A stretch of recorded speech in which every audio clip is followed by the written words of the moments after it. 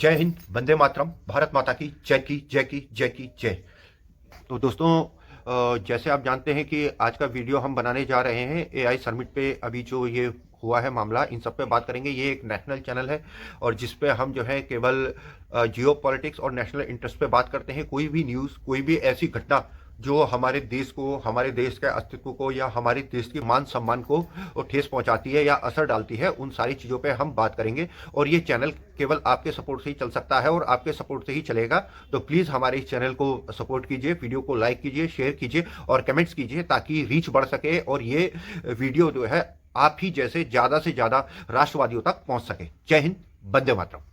तो आज का हमारा विषय है एआई समिट में ये क्या हो रहा है। तो ज- आप कुछ इस पर बताना चाहेंगे? हाँ जी, बिल्कुल। जैसे आपने देखा, ये जो हमारा एआई समिट हुआ है, ये एक तरीके से ना एक ग्लोबल लैंडमार्क है ना। आप देख पाएंगे कि आप देखेंगे कि सारी दुनिया की मीडिया, पूरे वर्ल्ड का जो है ये एआई समिट था, तो सभी लोग वहाँ पे हैं, सबकी नज़र है एआई आने वाले टाइम पे। आप जानते हैं जो किस तरीके से हमारी ह्यूमन लाइफ्स को जो है इफेक्ट करने वाली है ना। तो जी हाँ। आप देख पाएंगे कि हर चीज़ में, चाहे मेडिकल हो, चाहे सिक्योरिटी हो, चाहे बिजनेस हो, हर चीज़ में एआई की इन्वॉल्वमेंट हो रही है। तो जिस तरीके से इंडिया पिछले कुछ सालों से, हमारा देश जो है काम कर रहा है, किस तरीके से आगे बढ़ रहा है, तो बहुत से देशों के पेट में दर्द हो रहा है क्योंकि वहाँ पे एक बार दर्द हो रहा है, तो मतलब ये कहना चाहती हूँ क्या AI summit is a landmark? हाँ जी, डेफिनेटली लैंडमार्क है वो। क्योंकि देखिए, आप कोई इतना बड़ा वर्ल्ड का समिट जो है कर रहे हैं जिसमें पूरी दुनिया इकट्ठी हो रही है और अपने अपने प्लेटफॉर्म जो है दिखा रही है, उसमें आपके इंडिजीनियस प्लेटफॉर्म भी दिख रहे हैं। तो जाहिर सी बात है, अगर आप इतना सब कुछ करेंगे तो जो भी हैं, जो भी देश हैं, जो आपकी देश की तरक्की से खुश नहीं है, कि एकदम से अचानक ही इंडिया अब तक फ्रेम में नहीं था और वो एकदम से वो फ्रेम के अंदर आया, और फ्रेम में ही नहीं आया है कि आप ये मान के चलिए कि हमारा देश जो है, ये जो है कि ग्लोबल प्लेयरों में टॉप शॉट्स में आ गया है ना। कि आप गिने चुने टॉप 5, टॉप 10 में देखेंगे तो हर चीज में नाम आता है। चाहे आप सिक्योरिटी में बात करें, चाहे आप स्पेस सेक्टर में बात करें, है, चाहे आप मेडिकल टूरिज्म के बारे में बात करें, चाहे आप डेवलपमेंट के बारे में बात करें, चाहे रोड इंफ्रास्ट्रक्चर। तो अगर आप इतना सब कुछ एकदम से करेंगे, एकदम से आप नजर में आएंगे, तो ऑब्वियस सी बात है लोगों के पेट में दर्द होगा ही, चाहे बाहर के देशों में भी और कुछ ऐसे भी जो इस देश के अंदर हैं, है। तो इसलिए आपने बोला कि दर्द हो रहा है। हाँ, मतलब कि रोकने की कोशिश करेंगे, आपकी स्पीड को धीमा करने की कोशिश करेंगे, तो ऑब्वियसली बात है कि ये तो करेंगे। तो अभी आपने देख ही रहे हैं कि ये क्या चल रहा है ना। तो यही कारण है कि जो ना सबके पेट में दर्द हो रहा है, कि एकदम से एक्सपेक्ट नहीं करा था कि इंडिया एकदम से उठ के आ जाएगा, जिसे एकदम थर्ड वर्ल्ड कंट्री समझते थे। जिन्हें आप देखिए, जब हमारे इसरो वाले गए थे तो उनका कहना था कि मतलब कि हमारी एक कार्टून काफी फेमस हुआ था कि हमारे वैज्ञानिक जो है वो गाय को लेके जो है वो टॉप एलिट का वो गेट का दरवाजा खटखटा रहे कि हमें स्पेस उसमें आने दो, स्पेस क्लब में आने दो। तो यही ये चीजें उनका दर्द दिखाती हैं कि वो ठीक क्या है। समझते थे। हाँ, तो मेरा एक क्वेश्चन और था, ये गलगोटिया का क्या मामला आजकल चल रहा है? जी, गलगोटिया का मामला एक शर्मसार करने वाला मामला है। ये मामला जो है कुछ इस तरीके से है। गलगोटिया जो है एक यूनिवर्सिटी है जो टॉप 20 यूनिवर्सिटीज में आती है। इनके द्वारा जो है एक चाइनीज प्रोडक्ट को, एक चाइनीज रोबोट को जो है वो भारतीय बताकर दिखाया गया कि हमने ये इन हाउस जो है, इंडिजीनियस जो है डेवलप्ड करा है। और जबकि ऐसा नहीं था कि वो, और जैसी वो चीज वायलेट हुआ तो चाइना ने क्लेम करा और चाइना ने बोला कि ये हमारा है। तो इस वजह से जो है क्या गवर्नमेंट को एक्शन लेना पड़ा और जो है गलगोटिया को जो है निकाल के वो समिट से बाहर करना पड़ा। और उस यूनिवर्सिटी ने क्या करा, फिर उसके बाद जो सारा जो टोकरा जो है प्रोफेसर नेहा सिंह के ऊपर फोड़ दिया कि भाई साहब ये जानती, ये नहीं जानती, और गवर्नमेंट को इस पे एक्शन लेना पड़ा और उन्हें बाहर करना पड़ा। तो ये तो था जो है गलगोटिया यूनिवर्सिटी का मामला था। ठीक।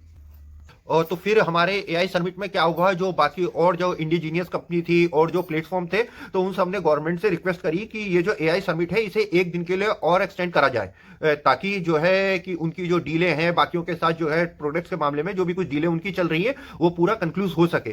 फिर आपने देखा कि सरकार ने जो है उनकी बात मानी और उनको जो है कि एक दिन का जो है टाइम उसका और बढ़ा दिया। आजकल हम देख रहे हैं कि कुछ आईवाईसी के लोग आकर शर्ट उतार कर प्रोटेस्ट करने लगे हैं और नारा क्या लगा, पीएम इज ए कॉम्प्रोमाइज। ये क्या है, ये मैं समझ नहीं आ रहा है। देखिए, हाँ जी, मैं आपको इस बारे में बताना चाहूंगा। जो आईवाईसी के बच्चों ने करा, वो एकदम लोगों ने करा, वो एकदम गलत था। ये मामला अभी का नहीं है, ये काफी लंबे समय से चल रहा है। ये देखो, नैरेटिव की जो वॉर जो है वो कंटिन्यूसली चल रही है।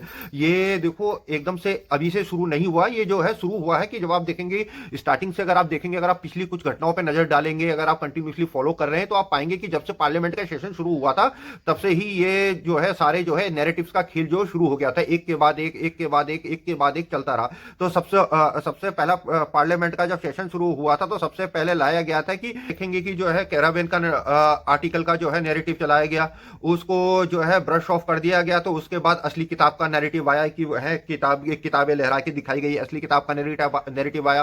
फिर उस किताब को जो है नैरेटिव को जो ब्रश ऑफ कर दिया गया। तो उसके बाद जो है कोशिश की गई कि ट्रेड डील पे आया कि भैया ट्रेड डील जो हुई है ये हम डर गए, ये हो गया, लूट लेंगे, इस तरीके से। फिर जो वो नैरेटिव भी नहीं चला तो फिर जनरल हमारे रिस्पेक्टेड है ex army general Naravane sir ji का जो उस पे आया कि बोलते कि चाइना वाली फिर वो भी नहीं। और फिर वो उस नैरेटिव को जो है जनरल साहब ने खुद आके जो है बस कर दिया, डस्टबिन में डाल दिया। ठीक है, वो नहीं चला कि मतलब कि ऐसा कुछ नहीं, उन्होंने क्लैरिटी दी। उन्होंने बताया कि मेरे बुक में लिखा था, आपने बीच में देखा होगा तो उस टाइम पे चला था कि बोलते कि गवर्नमेंट ने बोलते कि जब चाइना की तरफ फौज बढ़ रही थी तो कि उन्होंने पीओमओ से संपर्क करा था, फिर वहां से गया था। फिर उन्होंने कहा कि बोलते कि जो आपको सही लगे। तो इसमें गलत क्या था, मेरे तो समझ में कुछ आया नहीं कि भैया ग्राउंड पे आप हो, आप फैसला लो, आपको जो लगता है सही करो, जो आपको लगता है वो आप करो, कि ग्राउंड कमांडर आप हो। जनरल साहब आए, जनरल साहब ने जो है सब कुछ बताया तो वो नैरेटिव जो है वो भ्रष्ट हो गया। ठीक है, तो फिर वो कोशिश की गई। ठीक है, लगातार इसी हिसाब से जो है काफी कुछ करा गया। नैरेटिव को खत्म होने के बाद फिर उन्होंने, क्योंकि कुछ तो करना ही था कि नैरेटिव चलना है कि मुद्दा कुछ आ नहीं रहा, समझ में कुछ आ नहीं रहा किसी भी तरीके से, जो है कि भैया न्यूज में बने रहो, उठाए रहो, कोई ना कोई कुछ ना रहो, कोई भी नैरेटिव हाथ में नहीं था। तो अब सब कचरे के डब्बे में जा चुके थे। फिर एक और तरफ से तो मैं ये कहा जाऊंगा, ये जो लिया गया फैसला था ना, ये जो नैरेटिव ये जो किया गया था, तो ये एक डिप्रेशन में लिया गया एक तरीके का एक्ट था कि भैया कुछ नहीं, चलो यार कुछ ना कुछ तो करना ही है यार, ये भी करा हमने, ये भी गलत हो गया यार, ये भी करा हमने, ये भी गलत हो गया। कहीं ना कहीं से किसी तरीके से सरकार को दबाव में लाओ, इंडिया की जो ग्रोथ चलती है कहीं ना कहीं तो रोका जाए। भले ही आपको लगता है कि ये जो इंडियन पॉलिटिक्स कर रहे हैं ये नहीं, ये ग्लोबल है, जो है टूल किट है। आप इन सारी चीजों को जैसे मैंने आपको बताया कड़ी दर मिलाएंगे तो आप पाएंगे कि इसमें से कहीं से भी ना हमारा इंटरनली कहीं पे भी मुद्दा, कहीं पे भी कुछ नहीं है। ये जो भी कुछ है ना, ये सारे ऐसे मुद्दे हैं जो देश के बाहर कहीं फायदा दे रहे हैं, है ना। तो इसी तरीके से सोचते फिर उन्होंने सोचा कि क्या करा जाए, चलो फिर एआई समिट में ही कुछ करा जाए। तो यही सोच के उन्होंने सोचा, क्यों सोचा कि एआई समिट में ही करा जाए। कि आपने देखा कि यार अब इससे करने से क्या हुआ, देखो एक तो देश का जो मुद्दा था, हमारी इंटरनल पॉलिटिक्स थी, उसे ग्लोबल जो है प्लेटफॉर्म मिल गया। ठीक है, आप खड़े हो के आप बता रहे हैं, आप चाह रहे हो कि वहां पे ग्लोबल मीडिया है, AI summit, world AI summit हो रखा है, तो पूरे वर्ल्ड की जो है मीडिया वहां पे आ रखी है ना। तो मतलब कि जैसे देश के इंटरनल पॉलिटिक्स को लाके जो है ग्लोबल मीडिया बनाया जाए, ग्लोबल मीडिया को नैरेटिव को सेट करा जाए, किसी तरीके से जो है पीएम को, इंडियन गवर्नमेंट को जो है प्रेशर में लाया जाए, पीएम मोदी को प्रेशर में। आप देखेंगे इसी में जो है वेस्टर्न मीडिया की तरफ से जो है हरदीप सिंह पुरी जी को क्या हरदीप सिंह पुरी जी को भी टारगेट किया गया था। हमारे जो है ऑयल मिनिस्टर जो है हरदीप सिंह पुरी जी को भी टारगेट किया गया, ताकि जो है उन पे कोई प्रेशर बिल्ड हो। इस समय आप देखेंगे, आप अगर आप ग्लोबल न्यूज को फॉलो करते हैं, अगर आप देखते तो इस टाइम पे जो मुद्दा चल रहा है, जो ग्लोबल डील में जो एक टाइम पे फेल जो चल रहा है, वो ऑयल चल रहा है। है ना, कि ऑयल ट्रेड को लेके कि भाई यहाँ से वेनेजुला में चाहे कब्जा हो, उनके प्राइम मिनिस्टर को उठा देना हो, आधे से ज्यादा हर देश का मुद्दा ही ऑयल ही चल रहा है। ऑयल पे चल रहा है। तो हरदीप सिंह पुरी जी कौन है, वो ऑयल मिनिस्टर है। तो किसी तरीके से उनको लाया जाएगा कि प्रेशर में लाया जाए, हरदीप सिंह पुरी जी को लाया जाए, ताकि प्रेशर में आए, इंडिया की जो है ट्रेड डील जो हमारी चल रही है, जो हम कर रहे हैं, किसी तरीके से प्रेशर में आए और वो अपने लीग से हटके और कुछ करे। तो इस तरीके का जो है, ताकि हमारी जो है ऑयल पॉलिसी चेंज हो सके, ये सारी चीजें करी इसी जा रही है, ताकि गवर्नमेंट जो है प्रेशर में आए और वो अपनी पॉलिसी से भटके। देखो, नहीं तो फिर अगर आपको प्रोटेक्ट ही करना था, आप जंतर मंतर में जाके कर सकते थे, रोड में कहीं पे भी आप कर सकते थे, आप प्रधानमंत्री आवास के बाहर कर सकते थे, पर नहीं, आपने वो जगह चुनी जहां पे ग्लोबल मीडिया थी, कि किसी तरीके से तो ग्लोबल मीडिया कोई तो उठाए, कोई तो बोले, और ताकि हम बोल सके। और नारे क्या लगे वहां पे, PM is compromise, PM is compromise, PM is compromise. सब लोग जो ज्यादातर इधर उधर जहां नहीं करते, मीडिया के सामने ही करते हैं ताकि चीजें, क्योंकि मीडिया में सब कुछ आ जाता है जल्दी आजकल।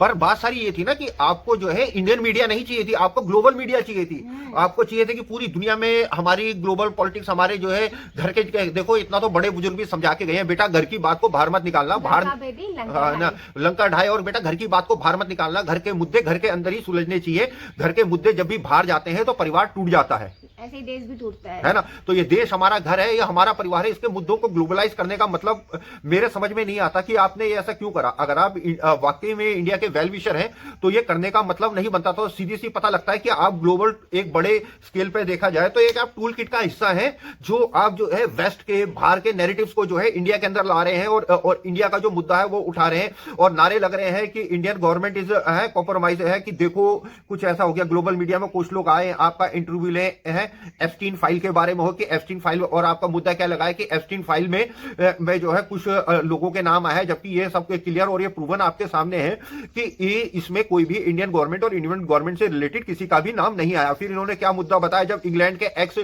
प्रिंस एंड्रू की गिरफ्तारी हो सकती है तो इंडिया में क्यों भैया जो है रिजिग्नेशन क्यों नहीं हो सकते, मिनिस्टर इंडिया में गिरफ्तारी क्यों नहीं? अरे भाई इंडिया में गिरफ्तारी तब होना जब इंडिया का कोई लेना देना हो। फेक न्यूज आ रही है इंडिया के बारे में। हाँ, फेक न्यूज आ रही है और आप उसे प्रमोट कर रहे हो है, और क्यों प्रमोट कर रहे हो मुझे तो समझ में नहीं आता है। ऐसा तो लगता है कि आप देखिए, एक पार्टी का विरोध करना एक अलग चीज है, देखो पीएम मोदी का विरोध करना एक अलग चीज है, ठीक है। जैसे आपके चैनल पे ही यूजीसी का मामला आया था तो मैंने लाइव भी करा था और मैंने खुल के बोला था, और अपने इस चैनल पे भी यूजीसी पे वीडियो आएगी। वो हाँ। एक अलग चीज है। मेरे को हमेशा देखिए एक थीन लाइन होती है, एक व्यक्ति का विरोध, एक पार्टी का विरोध और राष्ट्र विरोध में अंतर होता है कि आप किसी के विरोध में इतना अंधा ना हो जाएं कि आप जो है उसका विरोध करते करते आप राष्ट्र का विरोध करने लगे, है ना।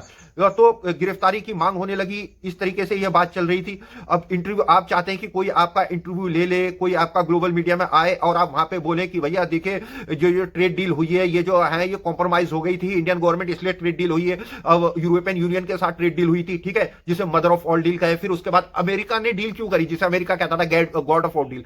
पहले तो उससे पहले तो अमेरिका जो है टैरिफ की बात कर रहा था, कितने कितने परसेंट टैरिफ लगा देंगे, इतने परसेंट टैरिफ लगा देंगे, इंडियन जो सामान है वो अमेरिका में बेचने लायक ही नहीं होगा कि उसमें इतना टैरिफ हो जाएगा, इतना महंगा हो जाएगा।